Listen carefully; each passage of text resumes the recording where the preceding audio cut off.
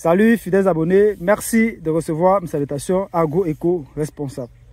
La terre ne trompe pas, c'est vrai, on ne touche pas avec elle. Ravi fois plus de vous servir dans cette énième vidéo où on parlera de la différence entre les rejetons choux et rejetons baïonnettes des bananes plantées. Bien évidemment, du type de rejetons que vous deviez pouvoir demander lors de l'acquisition de vos rejetons de bananes plantées, car vous savez, la semence c'est la base.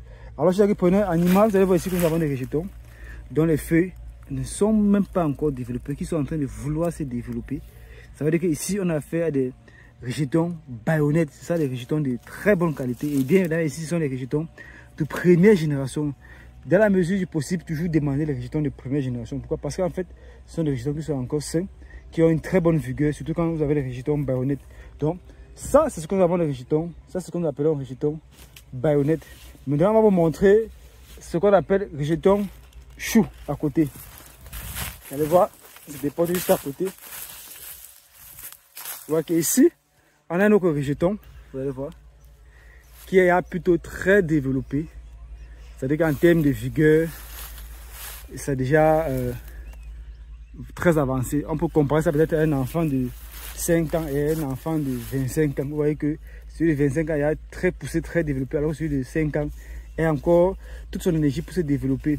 Ce qui veut dire que si on vous donne ce rejeton-ci qui est chou et un rejeton baïonnette que vous mettez en champ, le développement ne sera pas pareil, la réponse ne sera pas pareille, y compris le résultat. Donc, si vous voulez acquérir des rejetons pour faire soit les pifs, soit mettre en champ, il faut insister que ce soit des rejetons de première génération, mais aussi des rejetons qui soient baïonnettes pour un meilleur résultat.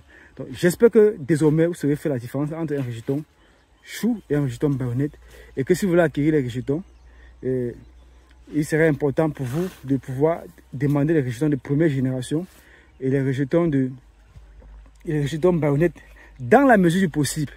Surtout si vous n'avez pas vraiment en face confiance en celui qui produit les rejetons, allez vous-même sur le site voir ce que produit le rejeton ou le prototype qu'on va vous donner. Comme par exemple ici, vous allez voir que ici on a ce rejeton-ci et ça a fleuri. Vous voyez la qualité du régime. Vous pouvez avoir que plus tard, ce sera un régime qui sera vraiment conséquent. En ce moment, vous pouvez dire, je veux ces rejetons-ci.